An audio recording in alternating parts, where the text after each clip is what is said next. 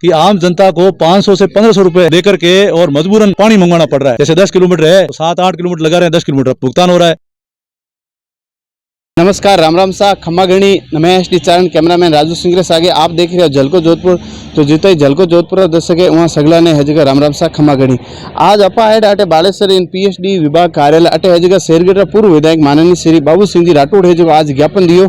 और आप इन वीडियो मैंने है देखो ला जो ज्ञापन है जो कई मुख्य मांगा ही और आश्वासन दियो है कि ये मांगा है जो जल्द है जो समाधान करिए जाएगा।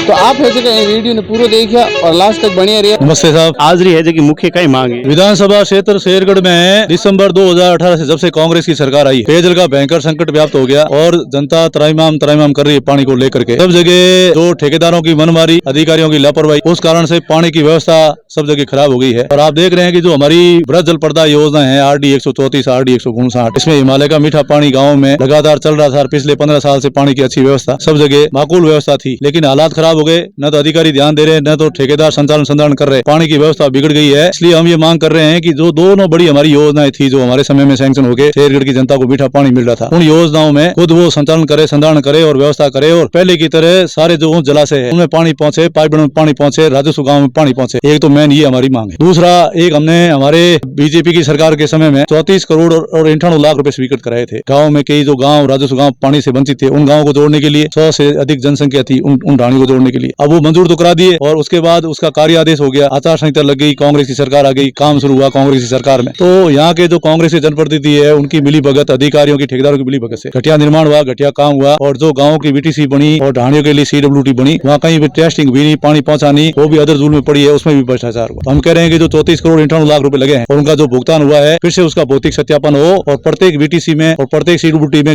उसमें पानी पहुंचे और उसमें भी व्यवस्था दुरुस्त हो। तो एक उसकी भी मांग कर रहे हैं। उसके अलावा जितने भी हमारी शेरगढ़ तहसील की जनता जल योजना की ट्यूबवेल है, अब ट्यूबवेल करीबन 1000 ट्यूबवेल है, 1000 में से 800 ट्यूबवेल बंद पड़ी है। सरकार ने खुद ने कनेक्शन काट दिए। सरकार खुद ही कनेक्शन कर रही है, ह्यूमन राइट है पानी का, सरकारी कनेक्शन कर रही है और सरकारी कनेक्शन काट रही है। ऐसी दो नीति मैंने देखी नहीं। हमारे समय में एक ही ट्यूबवेल बंद नहीं थी, बंद होती थी, रातों रात दुरुस्त होती थी, लेकिन अब कोई सुनने वाला नहीं, कोई कहने वाला नहीं और ट्यूबवेलों की कोई सार संभाल लेने वाला नहीं। तो ये पेयजल का भयंकर संकट उत्पन्न हो गया है। जनता जल योजना की सारी ट्यूबवेलें वापिस चालू हो, संचालन हो, मरम्मत हो। इसके अलावा क्षेत्रीय जल प्रदाय योजना यहाँ गाँव में बनी हुई है, वो भी बनी हुई है। RO प्लांट लगे हुए हैं, स्कूलों में टंकियां बनी हुई है, PhD की टंकियां बनी हुई है, PhD की ट्यूबवेल है, उसको देख रेख के अभाव में वो भी हाँफ रही है। कोई ध्यान नहीं दे रहा। वास्तव में न तो कोई सुन रहा है, किसको कहे, कौन सुने, ऐसे हालात पैदा हो गए। न जितने भी हमारे इन ऑफिस हैं, JN है, वो अधिकारी मौके मिलते नहीं, और मिलते हैं तो इनके पास कोई सामान नहीं, न तो कोई रिपेयरिंग हो रही, कोई मरम्मत हो रही। बहुत भयावह हालात हो गए और लोगों को मजबूरी में जो ये पेयजल की योजनाएं बड़ी चल रही है, इन योजनाओं में जहाँ पानी आता है वहाँ सप्लाई ठेकेदार रोक रहे हैं और रोक करके टैंकरों से पैसे लेकर पानी भरवाते हैं और पानी का व्यवसाय कर रहे हैं। इस प्रकार से मतलब आप देखोगे कि आम जनता को 500 से 1500 रुपए देकर के और मजबूरन पानी मंगवाना पड़ रहा है। ये हालात हो गए। हमारे समय तो कहीं टैंकर थे ही नहीं, 80% इलाके के अंदर पानी सप्लाई होता था और कहीं ऐसे दूरस्थ इलाके हैं जहाँ पानी नहीं पहुंचता दौरों पर, तो वहाँ कोई टैंकर की सप्लाई होती थी। बाकी कभी न तो सरकारी टैंकर की सप्लाई हुई, न कहीं PhD की सप्लाई हुई। तो बहुत व्यवस्थित तरीके से काम चल रहा था। पूरा ही इनकी घोर लापरवाही के कारण व्यवस्था बिगड़ गई। आज गाँव से कार्यकर्ता यहाँ आए और मांग कर रहे हैं कि समय रहते ये व्यवस्था सुधारो। इसके अलावा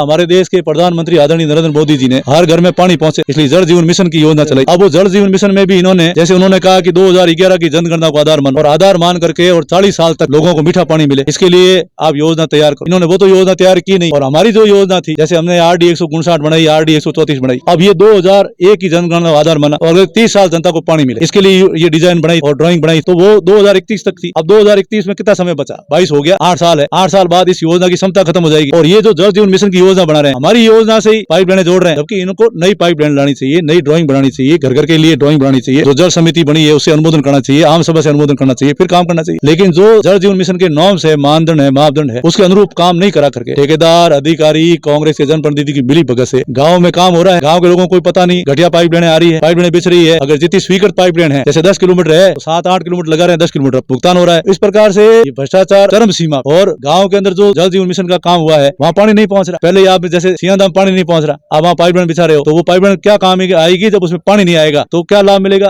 सोइंद्रा में पाइपलाइन बिछा दी, तालासा नगर में बिछा दी, कई गाँव में आपने पाइपलाइन बिछा दी।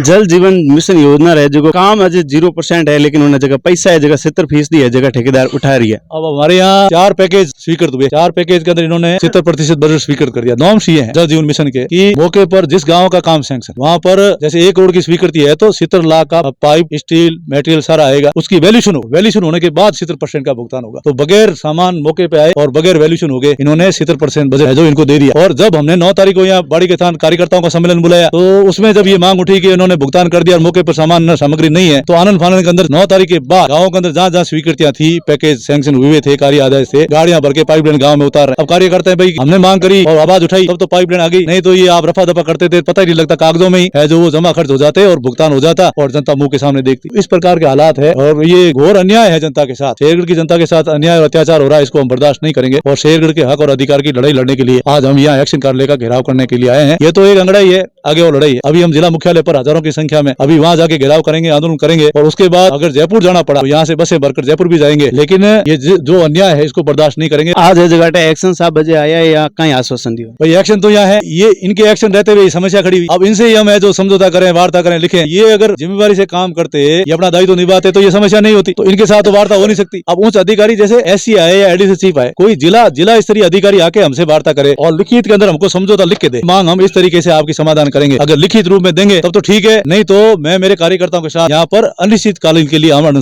अनशन पे बैठूं। बातचीत हुई कौन उच्च अधिकारियों उच्च अधिकारियों से ये फोन लगा रहे हैं, बात कर रहे हैं, आएंगे तो ठीक है, नहीं तो बैठे हैं, हमारा तो घर है। देवानिया से 14 योजना में अपन ने वसुंधरा राशि से 34 करोड़ और 98 लाख मंजूर कराए।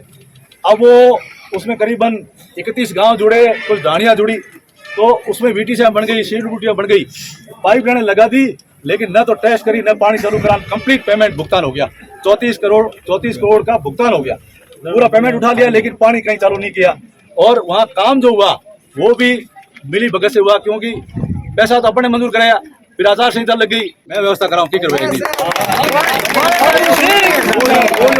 नहीं बिके भाई, नहीं आप हकरी लड़ाई नहीं लड़ो, आप हकरी मांग नहीं करो तो आपने कोई पूछने वाला नहीं, ये हालात तो कर दिए, कोई कहने वाला नहीं है कोई, तो आपके आके पूछेंगे नहीं, है ना। और सुनो भाई एक मिनट, कोई गाँव जैसे हमें पूरा अभी करेंगे वो ज्ञापन में, चाहे आपके वो हर पंचायत से कोरोना के समय प्रत्येक पंचायत से 50-50 हजार रुपए की गबन किया, वो वाला घोटाला है। अभी तो आपके प्रधानमंत्री आवास योजना के घोटाले हैं, अभी पंचायत समिति जो स्वीकृत निकल रही, पैसे लेके बड़े बड़े सैंक्शन निकाल रहे बिना नियम के, उनके घोटाले हैं। अभी नरेगा के घोटाले हैं। अभी तो मैं आपके 111 पंचायत है, 111 पंचायतों में आपके मीटिंग करूंगा, 111 पंचायतों मीटिंग करूंगा, मीटिंग करने के बाद में तब 111 पंचायतों मीटिंग होगी और गाँव के लोगों को सुनूंगा कि भाई 3.5 साल में इन्होंने किस प्रकार से आपके साथ भेदभाव किया, किस प्रकार से अत्याचार किया, किस प्रकार से अन्याय किया, वो सुन करके और 111 पंचायतों की मीटिंग लेने के बाद हम है जो जिला कलेक्टर का घेराव करें। तो अपन सागे शेरगढ़ पूर्व विधायक श्रीमान बाबू सिंह जी राठौड़ जुड़िया जिन्होंने जो मुख्य मांग है पानी की समस्या लार ले काफी टाइम है, जो विधानसभा क्षेत्र शेरगढ़ मायने है अटे है जो बातचीत चल रही है, उच्च अधिकारी और है जो इंतजार हो रही है। आप है जगह बढ़िया रही है। जय जोधना, जय राजस्थान।